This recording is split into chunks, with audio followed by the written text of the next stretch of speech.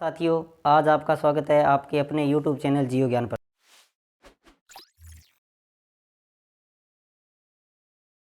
तो साथियों, आज हम पढ़ेंगे अपने साइकोलॉजी का अगला टॉपिक।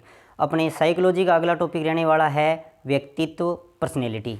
तो देखिए साथियों, आज हम पढ़ेंगे पर्सनैलिटी के बारे में, व्यक्तित्व के बारे में। तो व्यक्तित्व शब्द क्या है? पर्सनैलिटी शब्द है इंग्लिश। पर्सनैलिटी शब्द क्या है? इंग्लिश का शब्द है, इसका है इंग्लिश शब्द है। और व्यक्तित्व क्या है? व्यक्तित्व लैटिन भाषा के, व्यक्तित्व क्या है? व्यक्तित्व लैटिन भाषा के पर्सोना से बना है। PERSONA, पर्सोना से बना है। और पर्सोना का अर्थ क्या होता है? पर्सोना का अर्थ होता है मास्क या मुखौटा। पर्सोना को क्या बोलते हैं? मास्क या मुखौटा। इसके पीछे एक कहानी ये है कि इसको मुखौटा या पर्सोना कहाँ से है? तो पर्सोना क्या है?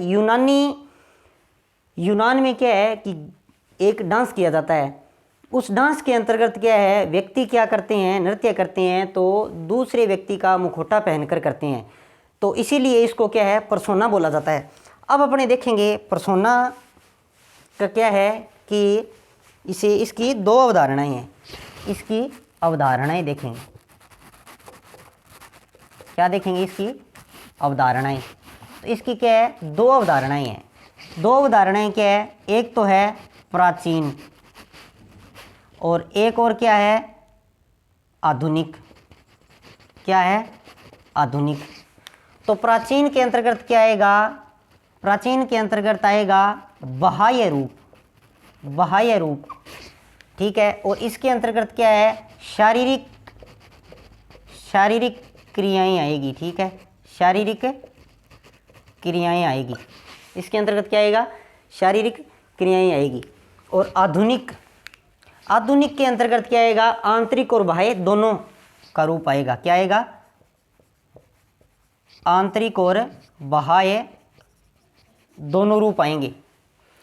तो अब अपने को ये ध्यान में रखना है कि पर्सनैलिटी क्या है? इंग्लिश शब्द का अर्थ है, ठीक है। इंग्लिश से बना है पर्सनैलिटी।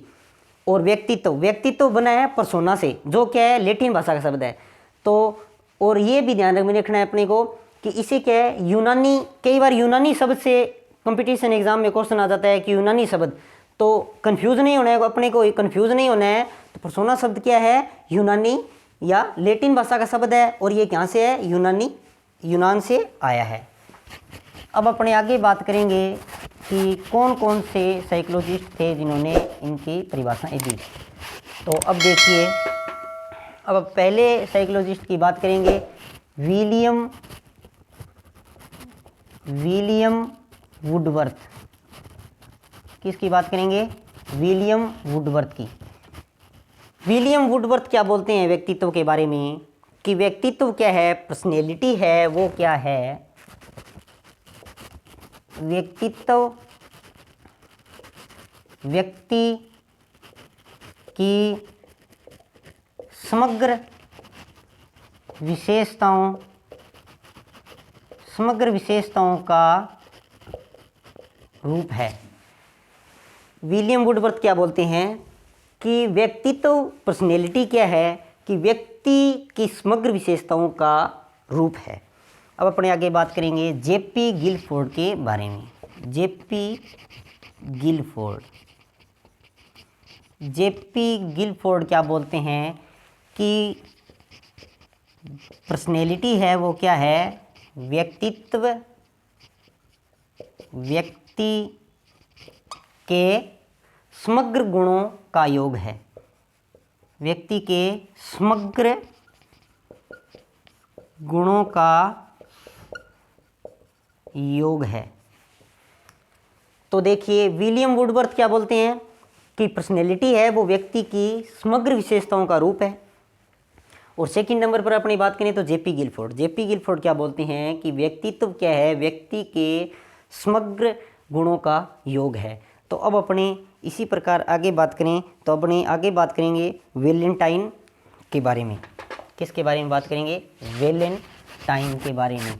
कि वैलेंटाइन ने इसके बारे में क्या बताया है, पर्सनैलिटी के बारे में वैलेंटाइन क्या बताते हैं। अब देखिए साथियों आगे, वैलेंटाइन वैलेंटाइन क्या बोलते हैं, व्यक्तित्व क्या है, पर्सनैलिटी क्या है, जन्मजात और अर्जित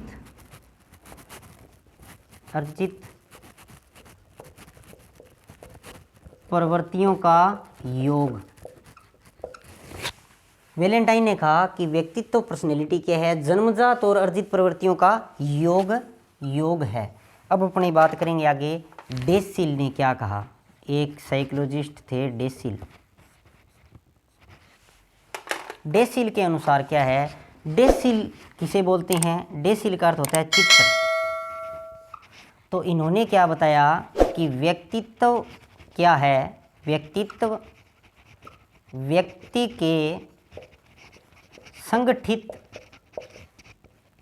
संगठित व्यवहार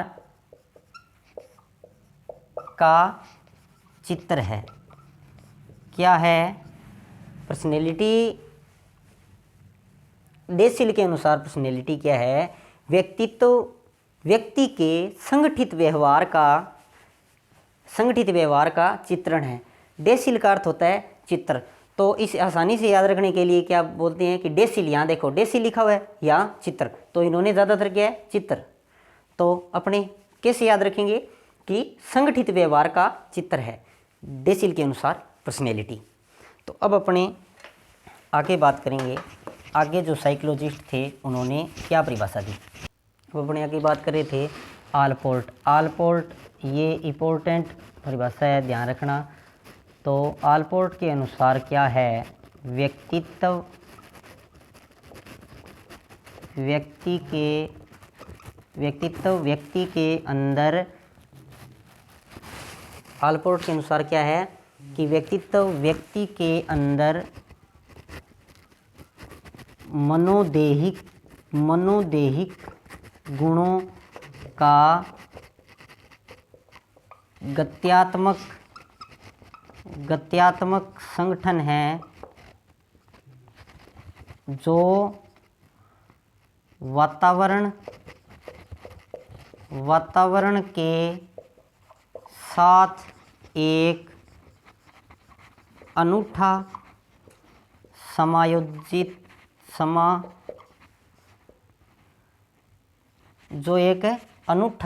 समायोजित स्थापित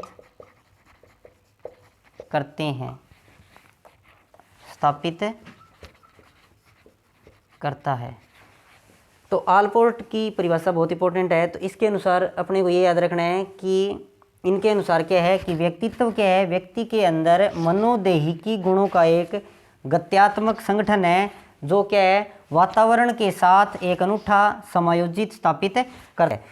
तो आलपोर्ट ने क्या किया, 1961 के अंतर्गत इसमें बदलाव किया था। वातावरण के साथ एक अनूठा हटाकर क्या जोड़ दिया था, यहाँ पर विशिष्ट व्यवहार व विचार, विशिष्ट व्यवहार व विचार। तो ये इम्पोर्टेंट है परिभाषा, तो इसको ध्यान से देख लेना कि बदलाव कब किया था और क्या हटाकर क्या जोड़ा था। ठीक है। अब अपने आगे बात करेंगे व्यक्तित्व के प्रमुख सिद्धांत के बारे में। व्यक्तित्व के प्रमुख सिद्धांत 4 प्रकार के, कौन कौन से। फर्स्ट है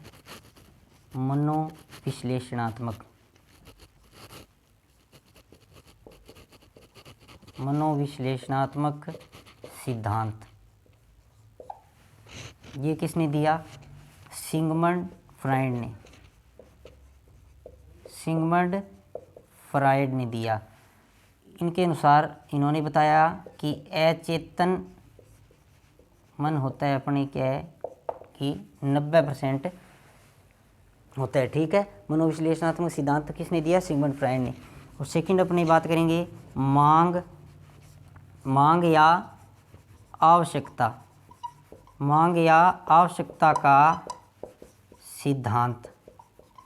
मांग या आवश्यकता का सिद्धांत, इसमें 5 मांगे बताई किसने? अब्राहम मेस्लो ने। Abraham Maslow. ठीक है, अब अपनी बात करेंगे तीसरा कौन सा है? शरीर के आधार पर। शरीर के आधार पर इनमें क्या है, इन्होंने 2 साइकोलॉजिस्ट थे अलग अलग, एक थे शेल्डर और सेकंड नंबर है क्रेशमर। शेल्डर और क्रेशमर ने क्या है, शरीर के आधार पर इसको बांटा। ठीक है, अब अपनी बात करेंगे मांग। इसमें यहाँ क्या है कि मांग आवश्यकता का सिद्धांत है, यहाँ क्या है? मांग का सिद्धांत है। मांग का सिद्धांत ये किसने दिया? हेनरी मुरे ने दिया। इसके अंतर्गत 40 मांगे बताई। कितनी बताई? 40 मांगे। अब अपने को ये ध्यान में रखना है कि इसके अंतर्गत क्या है? व्यक्तित्व के प्रमुख सिद्धांत 4 प्रकार के। मनोविश्लेषणात्मक सिद्धांत किसने दिया? सिगमंड फ्रायड ने। और मांग आवश्यकता का सिद्धांत किसने दिया? जिसमें 5 मांगे थी, इब्राहम मेस्लो। ठीक है, और शरीर के आधार पर किसने दिया? शेल्डर और क्रेशमर ने। और फोर्थ अपना कौन सा है? मांग का सिद्धांत। इसमें हेनरी मुरे ने बताया और 40 मांगों के बारे में बताया।